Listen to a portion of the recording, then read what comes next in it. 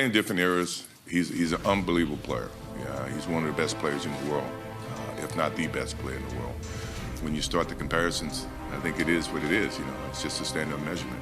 You know, and I take it with a grain of salt. He is a heck of a basketball player, without a doubt. It was like when God made him, he was like, all right, I'm gonna give you all this. I'm gonna take everything, but I'm gonna take one thing from it. I ain't gonna give you no line.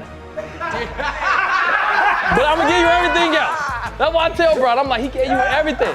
And I remember, I don't know if I even told nobody other than my close circle. I remember it was a play we was trying to run, and one of our teammates forgot the play, and Bron told him the play. He said, if you miss these free throws, you know who's gonna win it. All right, now, what makes it worse is this. Bron says, I'm gonna get to this spot and shoot. But if I get here and any one of them is flinching off of their man, I'm beaming it to that man. And we've been spoiled. Yeah. It's just been remarkable what he's been able to do. I feel confident because I'm the best player in the world. It's simple.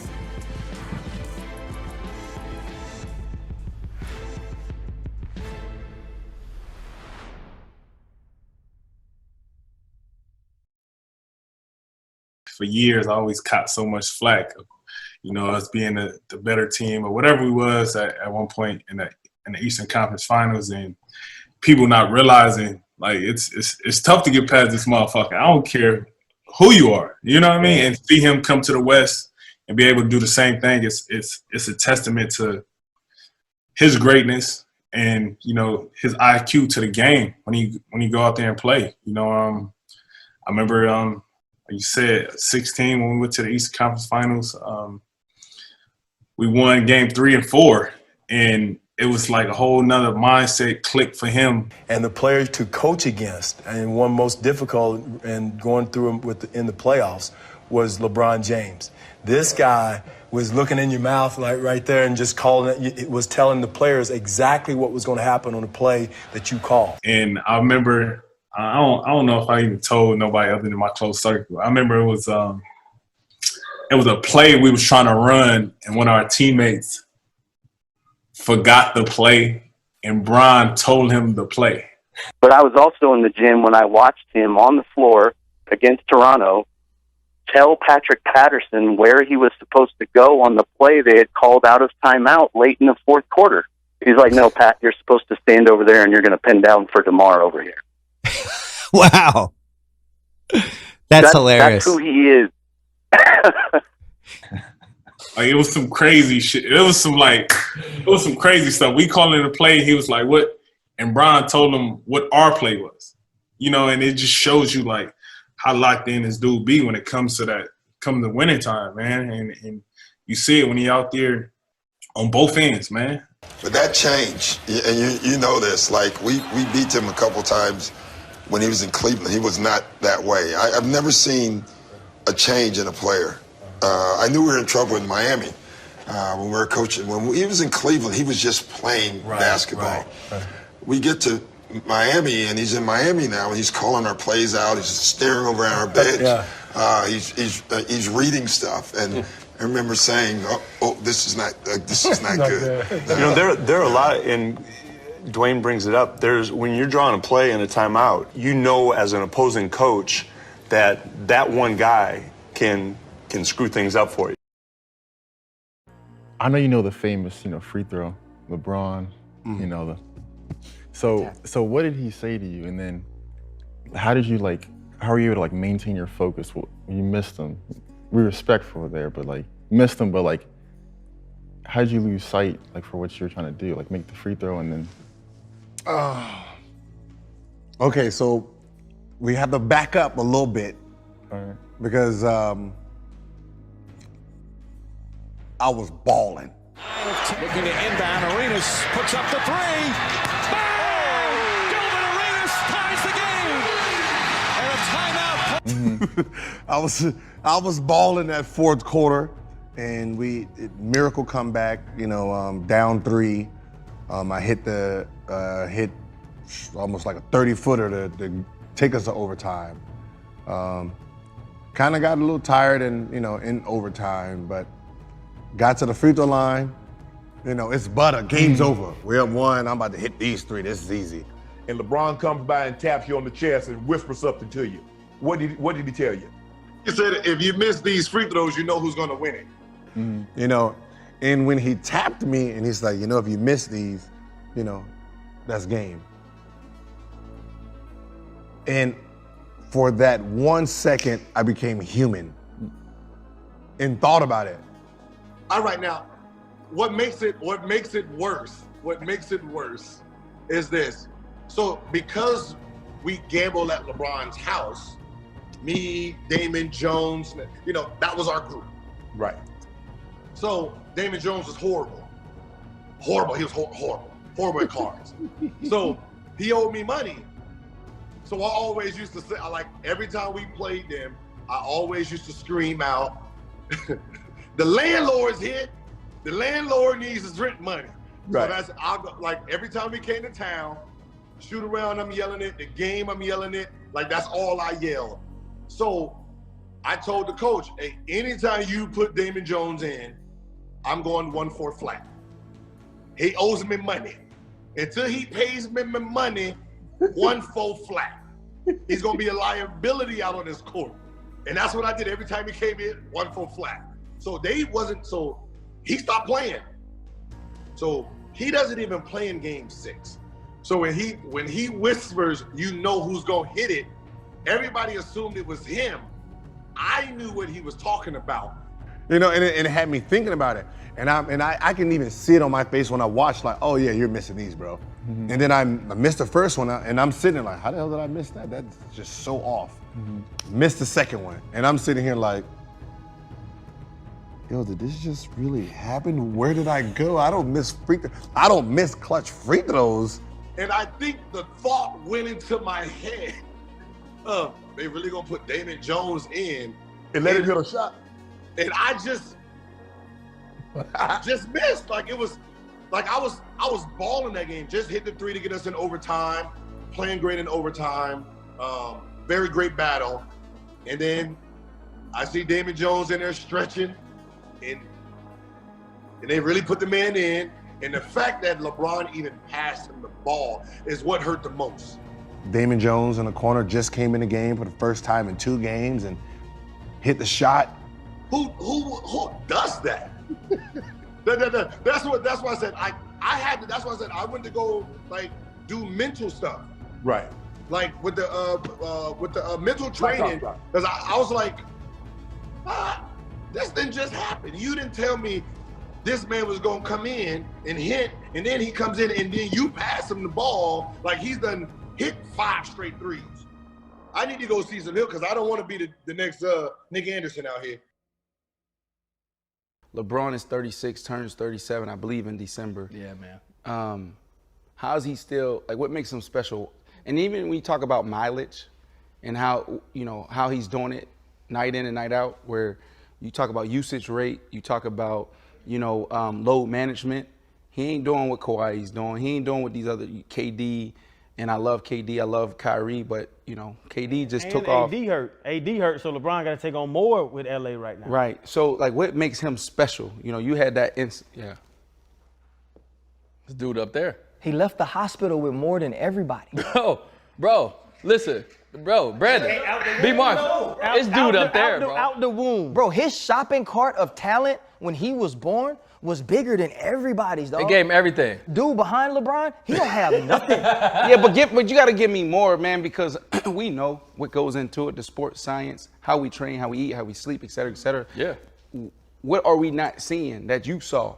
Yeah, right? You guys have a chef for the show, right? We understand about putting in your body. We understand about the training that you need as athletes, former athletes. We understand the training that you need. But ultimately, man, I've watched this guy, and I see him take care of his body. I see him own it 100%. But I've also know that guys can roll their ankle and be out 4 weeks. I've seen this guy roll his ankle and come back and give you about 20 in the fourth quarter. I'm talking about a bad roll ankle, and I'm like, oh, he done. He come right back. I'm out 4 weeks with this roll ankle. He come right back, fourth quarter, scored 20. Right. It was like when God made him, he was like, all right, I'm going to give you all this. I'm going to take everything, but I'm going to take one thing from it. I ain't going to give you no lining. But I'm gonna give you everything else. That's why I tell Bron, I'm like, he gave you everything. He gave him everything. He just said, I'm gonna just take this one thing. But when is he gonna let it go, though? No, listen, as long as he got money, he ain't letting it go. He's too rich to let it go. Do you think he carry in his pocket the GOAT conversation? Does he want to be better than MJ? He said he's the GOAT. And then after I stopped, I was like, that one right there made you the greatest player of all time. You know, everybody was just talking how they were the greatest team of all time. Like, they was the greatest team ever assembled. And for us to come back, you know, the way we came back in that fashion, I was like, you did something special. Like I said, man, bro, you my dog. You know this, though. Me and Bron been in arguments about this, though. Well, Does he take that? Does he like? Is he conscientious about that shit? Bron laughs at that shit, bro. Because like I feel like he has these in the conversation. Why the fuck does he? I mean, I care? feel like he is the conversation. He's getting compared to Michael Jordan, dog. We having real life arguments in barbershops about who's better between him and Mike. So let me ask you this: though, who he gonna get mad for? He don't get mad. Bron. That's what I'm saying about Bron. That's raw as fuck to me. Cause me personally, I would be like, Mike got to play me one-on-one. Most people want to be the GOAT and you can't get there, right? We fall short. We run out of talent. I ran out of talent. Injuries or whatever. LeBron is actually there. Do you think that takes away, do you think having this conversation sometimes takes away from what LeBron has accomplished? Yes, because he's not done. And we're talking about everything he's doing now, right? We talk about the GOAT, the greatest of all time. That's when a player is done. And now you can put their resume versus the next resume. Right now, we've been talking about LeBron as a GOAT since 2010. We're 2021. This man still got another 5 years to play if you know, God willing, he don't get hurt. So, like what I said, he will be a GOAT. Someone's gonna say LeBron's my GOAT, hands down, nothing else. Just like I say Jordan's my GOAT. It's generational GOATs. That's what people gotta understand. It's a lot of great players that play sports, but it's eras of GOATs. And everyone wanna make one GOAT. It's impossible to make one GOAT because as great as LeBron is, it will be another. This is just the way the game is. This is the way the world works. It will be another person that come in and become someone's GOAT. Talk to us about, too, I mean, I don't know if it's true, but I heard that Bron saved your life. Man, some look, swimming shit. Any truth to it? I just want to know if it's true. It's truth, man. What happened? We was in like the little grotto, like in the Bahamas. You know, you can swim underneath. Because Jack is great to get in the bathtub, so you can't swim neither? I can swim, but I'm gonna tell you some real shit. I can survive. Okay, that's I can important. survive. That's what you need. So we in there, and we trying to get back. Everybody swimming back to the boat, but I'm snorkeling too. We snorkeling on the way back, and my head is in the water, and I'm snorkeling, and I look up. And every time I look up out the water, the boat is further and further away. No. And I'm getting pushed by the current. The undertow and current. And I'm like, yo, yo. Like, niggas is looking at me like I'm joking. I'm like, yo, I need help. Like this. I'm swimming, I'm like this. I'm trying to hold on to a rock. You was exhausted. I was exhausted. I'm like, I ain't gonna fight that current like that. So the one guy was like, just don't fight it. You know what I'm saying? Let it, just go with it. Go with the flow. And I see Bron jump in the water. He just, you know, Aquaman jump in the water. Because D Wade was right in front of me. D got on right before me. So I'm thinking D going come back, but I know D ain't rocking with the water like that. You know? So D over there like, he like, yo, go get him. Like, go get him. And I just see Bron just coming like, I got you, champ, I got you. Grab me, and we went back to the boat, man. So, all purpose. LeBron is all purpose. So lifeguard, all kind of shit. But it's crazy because he's very good at a lot of shit. Like, I don't give a fuck what it is. He's gonna be successful at that. He's gonna figure it out. He's one of them people. He's just one of them natural freaks, man. I call him a lab baby, man. Right. He was built in the lab. Watching LeBron, and we've all been pampered, if not spoiled, to the fact that he's been consistent every year to come out with this certain level. But we forget that LeBron is great while he's playing the game. Let's just talk about his progression. Obviously, Tay, you played him. You've seen moments where he was over the top great. Talk about just his greatness and how, you know, how we are spoiled as fans, and his greatness and what he's putting on the game. You know what, you know, from the time that he first came in the league, you know, saw his debut in Sacramento where he was attacking the rim with, you know, ferocity and finishing. And as you can see here, when he had that phenomenal second half against us, It's like he just hit a turbo button. Man. You know, we in quicksand. Yeah. You know, we went to 5th straight conference finals at that moment. You know, we didn't play 500 games in 5 seasons. Right. We in quicksand. My man putting the turbo button on, and he's still doing It's that. like he hitting the R1 on you. He's still hitting the turbo button to this day. Well, there's no reason for us to be here if we weren't confident. May 31st, 2007 was the Eastern Conference Finals. The series was tied 2-2. Being in the Palace of Auburn Hills in the playoffs, that's one of the most hostile environments to be in. You just feel like it's just you 12 against the whole city of Detroit. The night at the Palace of Auburn Hills when LeBron went nuts in the 4th quarter and overtime. And I always have to look back and say, now what was it? It was like 25 straight points and 29 out of 30 or something like that. But it was one of those times where we're doing the show from the arena because it was the conference finals. And we're on the set and Kenny and Chuck are there. And it was the only time I've seen him speechless.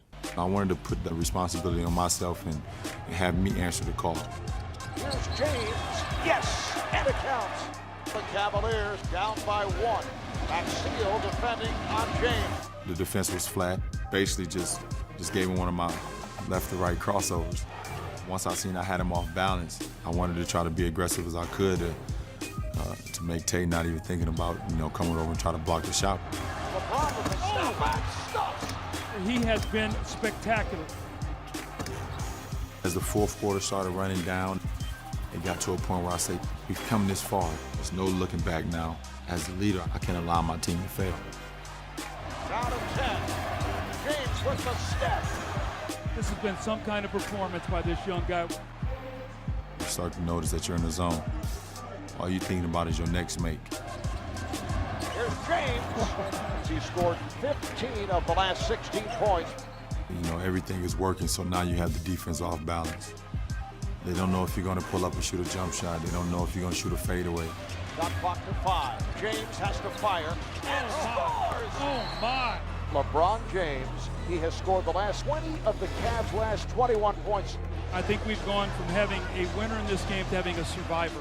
It's one thing to leave a fan speechless, but when you leave a player speechless, because they've been there, they know what it takes to play in a playoff game, what it takes to win.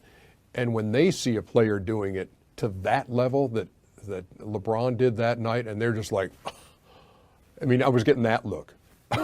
But as we were watching it, it was just like shake your head, jaw dropping, wow. It was like, who's going to dig down to win this basketball game? On top LeBron, behind the back dribble, Force, filled it up. I don't believe it. He scored the last 24 of the last 25.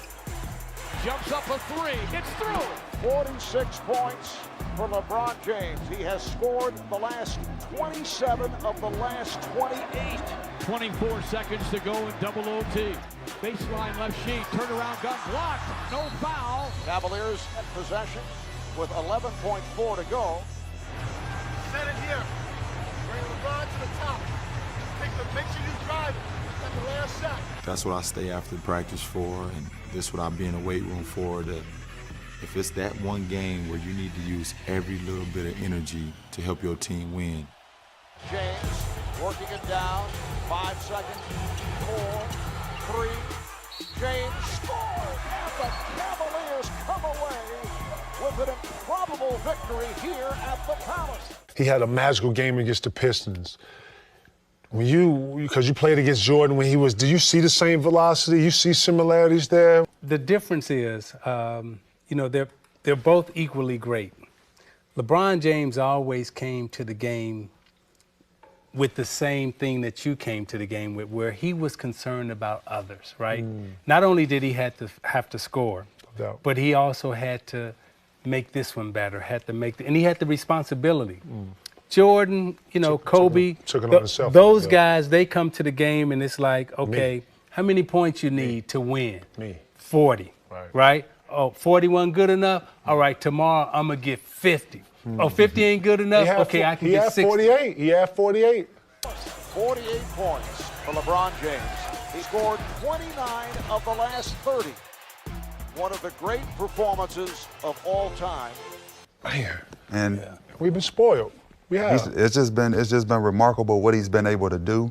You know, and not only that, he came into the league with a lot on his shoulders. Right. What's LeBron like?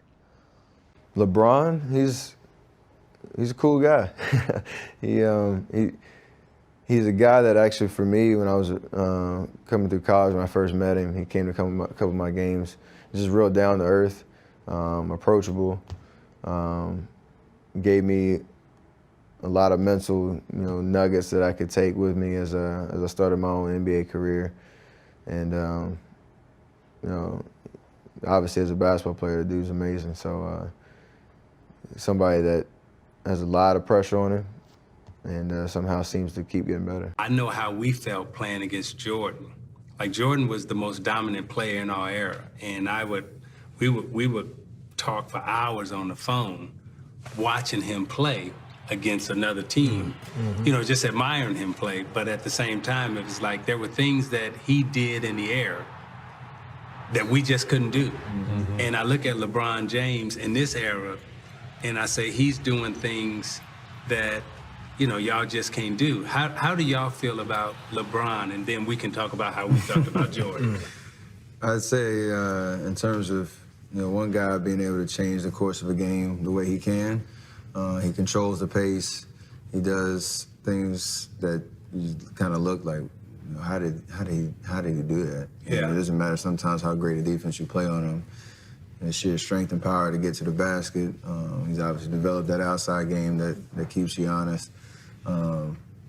It's something that you need all antennas up, all 5 guys every night, and if you don't bring it, he's liable to try to expose you. So in terms of that first championship run, matching up with him, and some of the stuff that he did on a nightly basis, it was spectacular. But at the end of the day, like, that gives you even more kind of competitiveness and fire to try to figure out how to overcome it and still win. And it gives you a little bit more gratifying feeling when you do too. So. Do you feel like a strength difference? Because we talk about it a lot on television when we say, oh, he's so much bigger and stronger. But I don't know what it's like to feel it. Can you describe? Oh, you can feel it, especially on the block in transition. You're just in awe of, I've never seen such a big human move so lightly on his feet. Like, his steps are small, but they're so quick. It's incredible. I remember one time in the finals, I got the ball on a break, and Andre was behind me, Iguodala, and LeBron was chasing me. He said, "You better dunk it, you better dunk it." So I went up to flush it, and I almost killed myself because I was nervous. LeBron was going to come by and just said, "You better dunk it," because he was coming full speed. So the landing wasn't pretty. I made sure I flushed that thing because I wasn't trying to see that ball go to half court. Right. So that's just kind of the presence he has in the court. You know where he's at all the time. He's great at playing free safety, kind of like Jordan was, and you're just in awe of the things you can do in the air. I mean, like you said, me and Steph could never do these things, no matter how much we work on our vert, how many squats we do. We'll never be able to jump 40 inches and all through our body like that. We got to get it fundamentally. We got to get it with skill, but those dudes blend it with skill and just sheer power. There's no nights off, and that's draining. Yeah, I know who he is. He's part of the front office group. He was really excited about me missing, that shot a little bit more extra than I would have liked. But, he got a root for his team, obviously. And he was, he showcased that. So, I knew I had another quarter. And the fourth quarter is my favorite. Read it perfectly. LeBron 3-on-2. LeBron all the way. LeBron scores. 8 points. LeBron again. The deal all the way. LBJ. Throw it down, timeout, Cleveland. Here comes Braun all the way to score. We've only got 3 to shoot. Logo 3 for LeBron. It's LeBron, just hit that big 3. Down the middle he goes, 3. LeBron stepping back for a three. Off the court, two in this area. Three. Oh, now. Trying to get it in the fridge. LeBron, tough shot. Nothing too tough for the King tonight. Nothing too tough. He was definitely the reason why LeBron went for 21 in the fourth quarter and outscored the whole Cavs team. So, you know, he looked for anything similar to what Kobe did, look for anything for motivation, and he definitely found it. The real part about it, look at the head snap. It was a quick head snap. Like, Right? oh, no, you didn't. Like he knew and the then he laugh. looked back Like at him he knew again. who laughed. Yeah. Exactly. Like I heard that laugh before.